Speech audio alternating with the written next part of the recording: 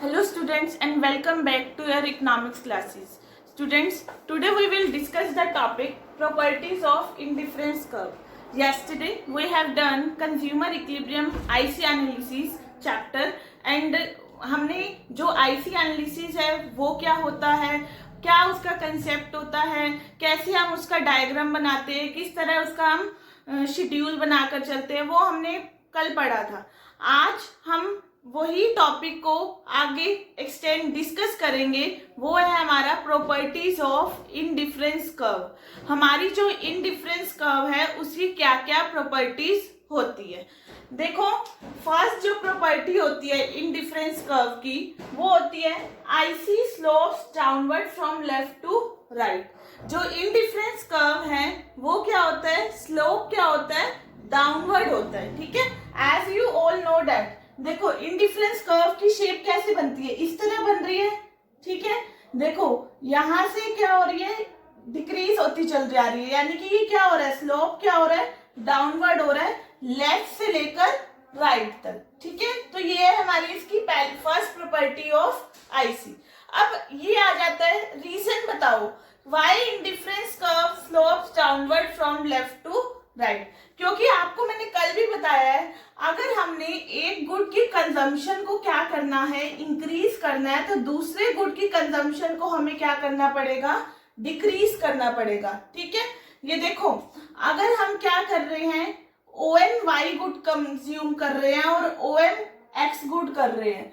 अगर मुझे x good ज्यादा से ज्यादा करना है, ओएम से मैंने इसको कहाँ कर दिया, ओएम 1 तक कर दिया, तो इसकी ऑटोमेटिक, इससे हम बाहर नहीं जाएंगे, तो इसकी ऑटोमेटिकली क्या हो जाएगी, कम हो जाएगी। एक्स की बड़ी है, वाई की क्या हो गई है, कम हो गई है। एक्स की कितनी हो गई है, ओएम से कितनी हो गई है, ओएम 1। जो वाई की है वो क्या हो गई है, कम हो गई है, ओएन से ओएन 1। ये तो बढ़ गई है, ये क्या हो गई है, कम हो गई है। तो ये इसका रीजन था। ठीक है, ये थी हमारी first property of IC. Next आती है हमारी सेकेंड प्रॉपर्टी ऑफ आईसी। जो सेकेंड प्रॉपर्टी होती है वो होती है हमारी IC is convex to the point of origin. IC as you all know that, मैंने कल भी बताया था, जो आईसी होती है वो कैसा होता है, हमारा कन्वेक्स शेप होती है उसकी। ठीक है, ये कौन सी शेप है हमारी, कन्वेक्स। अगर आपका 3 मार्क्स में आ जाता है इस तरह कि भी ये प्रॉपर्टी एक्सप्लेन करो, IC is convex to the point of origin, तो आपको ये लिखना है, फिर ये डायग्राम बनाना है, शो करना है कैसे आईसी कन्वेक्स होता है। और इसका रीजन मैंने आपको कल भी बताया था, रीजन क्या होता है, due to the diminishing marginal rate of substitution. इसकी वजह से हमारा क्या होता है, IC is convex to the point of origin. ये थी हमारी second property of IC. Next आती है हमारी थर्ड प्रॉपर्टी। थर्ड प्रॉपर्टी क्या होती है हमारी, higher IC shows higher level of satisfaction. यानी कि जितने ज्यादा आईसी होते चले जाएंगे उतना सेटिस्फेक्शन लेवल भी है वो क्या होता चला जाएगा, बढ़ता चला जाएगा। देखो, इसको डायग्राम से हम स्टडी करते हैं। या ओ एक्स एक्सिस, यहाँ पर क्या आ जाएगा, ओ वाई एक्सिस, यहाँ आ जाएगा हमारा एक्स गुड और यहाँ पर आ जाएगा वाई गुड। देखो, ये बनाया मैंने आईसी 1, ये है आईसी 2, ये है आईसी 3, ये है आईसी 4।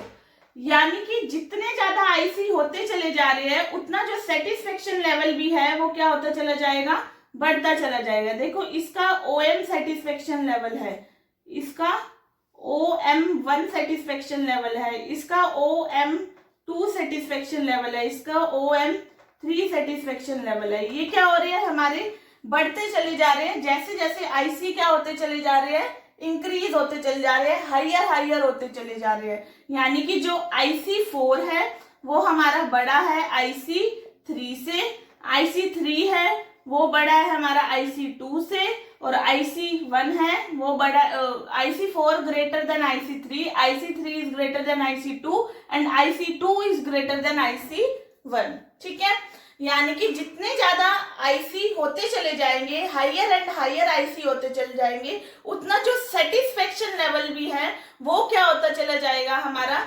इंक्रीज होता चला जाएगा।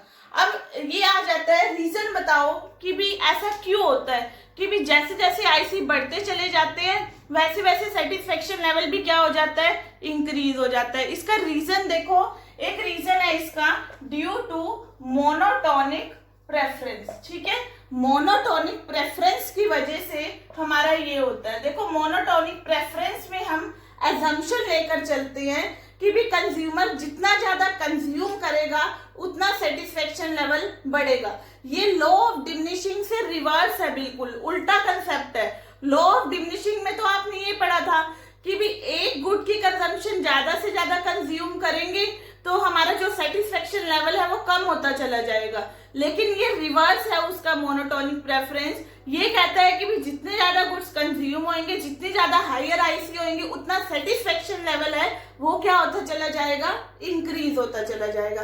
ये 3 मार्क्स में आ जाता है कि भी इस प्रॉपर्टी को एक्सप्लेन करो। ठीक है, तो आपने फर्स्ट ऑफ ऑल इसका डायग्राम बनाना है। डायग्राम के बाद ये लिखना है कि भी IC4 ये ग्रेटर है IC3 से, ये सब लिखना है। उसके बाद आपने रीजन देना है, the reason behind this is monotonic preference. Okay, जो नेक्स्ट प्रॉपर्टी आती है हमारी, वो प्रॉपर्टी है हमारी IC डज नॉट टच और इंटरसेक्ट ईच अदर। जो 2 IC होंगे वो ना ही एक दूसरे को टच करेंगे, ना ही एक दूसरे को इंटरसेक्ट करेंगे। देखो फोर्थ हमारी क्या है, ये प्रॉपर्टी है। देखो मैंने आपको प्रॉपर्टी का नेम बताया, IC डज नॉट टच और इंटरसेक्ट ईच अदर। ठीक है, जो आईसी है वो ना ही एक दूसरे को टच करेंगे, ना ही एक दूसरे को इंटरसेक्ट करेंगे। इसको हम डायग्राम के थ्रू पढ़ते हैं। देखो ये मैंने बनाया, एक डायग्राम बना रहे हैं हम, जिसमें 2 आईसी एक दूसरे को टच भी कर रहे हैं और एक दूसरे को इंटरसेक्ट कर रहे हैं, लेकिन वो डायग्राम, ये जो भी डायग्राम बना रही है वो गलत प्रूफ करना है हमने। ये देखो ये है हमारा एक्स गुड और यहाँ पर आएगा हमारा वाई गुड। ये है IC1 और ये है IC2। अब देखो ये 2 IC है, ये एक दूसरे को कहाँ इंटरसेक्ट कर रहे हैं, यहां पर क्या कर रहे हैं, इंटरसेक्ट कर रहे हैं एट पॉइंट ए पे। अब हमने ये बी पॉइंट कर दिया, ये क्या कर दिया, सी पॉइंट कर दिया। अब मैंने आपको बताया है एक आईसी पे जितने भी पॉइंट होते हैं उनका सेटिस्फेक्शन लेवल क्या होता है, सेम होता है। क्योंकि हमने ये पढ़ा था आईसी होता क्या है, जो 2 गुड्स के बीच में क्या बताता है, कॉम्बिनेशन बताता है, और जो दोनों गुड्स इक्वल सेटिस्फेक्शन देते हैं कंज्यूमर को। अब एक गुड है, वहां पर जितने भी एक आईसी है, वहां पर जितने भी पॉइंट लाई कर रहे होंगे वो सारे के सारे पॉइंट क्या होंगे, इक्वल, क्योंकि उनका सेटिस्फेक्शन लेवल होता है वो क्या होता है, इक्वल होता है। देखो अगर हम करें एट IC1, IC1 पे देखते हैं, IC1 ये है हमारा, IC1 पे हमारा जो A है वो किसके इक्वल है, C के क्या है, इक्वल है। ठीक है, फिर उसके बाद लिखते हैं हम एट IC2। देखो IC2 पे ये है हमारा IC2, कितने पॉइंट लाई कर रहे हैं हमारे, 2 पॉइंट, A और B लाई कर रहे हैं, यानी कि हमारा A किसके इक्वल है, B के इक्वल है। जब A C के इक्वल है और A किसके इक्वल है, B के इक्वल है, तो इट मीन्स दैट B और C भी क्या होने चाहिए, इक्वल होने चाहिए, क्योंकि A हमारा C के इक्वल है और A ही B के इक्वल है। अगर आप मैथ के अगर फॉर्मूलाज लगाते हो अपने, तो B भी C के क्या होएगा, equal, but it is not possible in this property. Why, देखो B हमारा C के इक्वल नहीं हो सकता। क्यों नहीं हो सकता, क्योंकि B हमारा कौन से IC पे लाई कर रहा है, IC2 पे, और हमारा C है वो किस पे लाई कर रहा है, IC1 पे।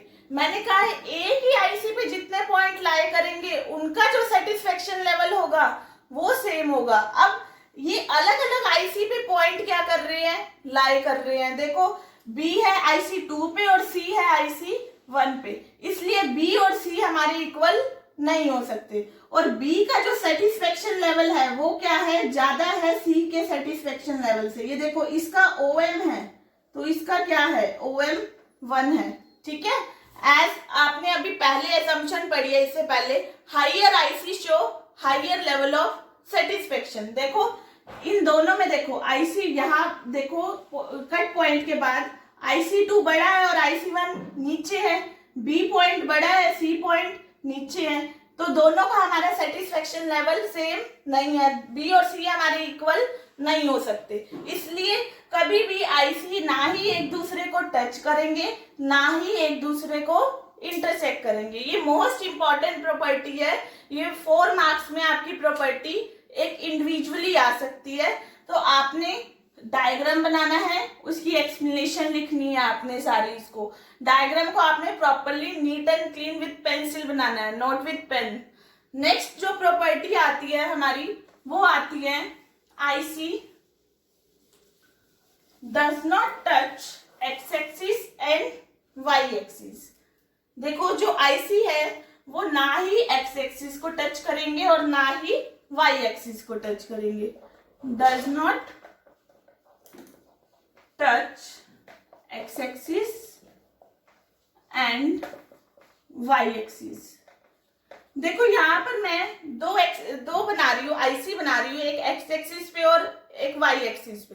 तो दोनों एक्स एक्सिस और वाई एक्सिस को टच कर रहे हैं, बट ऐसा हमारा नहीं हो सकता। देखो यहाँ पर this is OX axis, OY axis, यह आएगा हमारा X गुड और यह आएगा हमारा Y गुड।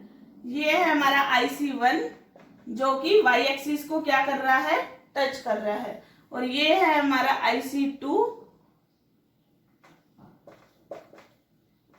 जो कि X एक्सिस को टच कर रहा है। देखो IC का मीनिंग क्या होता है, वो 2 गुड्स कंज्यूम करेगा और दोनों गुड्स उसको क्या देंगी, इक्वल क्या देंगी, सेटिस्फेक्शन देंगे। अब देखो जब उसने Y एक्सिस को यहाँ पर टच करा, Y एक्सिस को टच करा, यानी कि यहाँ 0 है, X एक्सिस 0 होएगा, Y एक्सिस कुछ ना कुछ होएगा, यानी कि Y गुड तो वो कंज्यूम कर रहा है, लेकिन X गुड की कंजम्पशन क्या हो जाएगी, 0 हो जाएगी।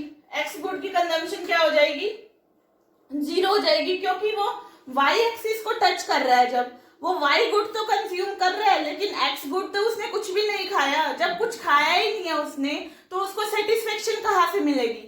और IC का मतलब है दोनों गुड की इक्वल सेटिस्फेक्शन होनी चाहिए, ठीक है। देखो अगर वो Y गुड कंज्यूम कर रहा है, सपोज करो वो OM Y गुड कंज्यूम कर रहा है, तो उसका जो सेटिस्फेक्शन लेवल है वो 100 यूनिट्स का है, ठीक है। अब उसने X गुड है वो तो क्या करा, कुछ खाया ही नहीं, 0 कमोडिटी उसने कंज्यूम करी है यहाँ पर। जब कुछ खाया ही नहीं तो उसका सेटिस्फेक्शन लेवल क्या होगा। तो यहाँ पर इक्वल सेटिस्फेक्शन मेंटेन करने के लिए अब देखो हमारा IC ना ही X एक्सिस को टच करेगा ना ही Y एक्सिस को। अगर क्या करता है वो X एक्सिस को टच कर रहा है, OM क्या कर रहा है, X एक्सिस को टच कर रहा है, तो Y गुड की कंजम्पशन क्या हो जाएगी, 0 हो जाएगी। अगर हमने इक्वल सेटिस्फेक्शन रखना है तो हमें दोनों गुड्स कुछ ना कुछ तो क्या करने पड़ेंगे, कंज्यूम करने पड़ेंगे। भले ही चाहे हम 1 एप्पल खा रहे हो और 4 ऑरेंजेस खा रहे हो, हमारा सेटिस्फेक्शन लेवल इक्वल होना चाहिए। लेकिन अगर हम कुछ खाएंगे ही नहीं तो हमारा सेटिस्फेक्शन लेवल ही क्या होगा। इसी रीजन की वजह से जो इनडिफरेंस कर्व है वो ना ही X एक्सिस को टच करेगा ना ही Y एक्सिस को टच करेगा। तो ये थी हमारी प्रॉपर्टीज ऑफ इनडिफरेंस कर्व। ये जो प्रॉपर्टीज है वेरी इंपॉर्टेंट प्रॉपर्टीज है, ये पेपर में आपकी बार बार प्रॉपर्टीज आती हैं, तो इस प्रॉपर्टीज को अच्छे से करना। अगर आपको कोई भी प्रॉब्लम है इन प्रॉपर्टीज में तो नीचे कमेंट बॉक्स पे राइट कर देना। Okay, thank you everyone.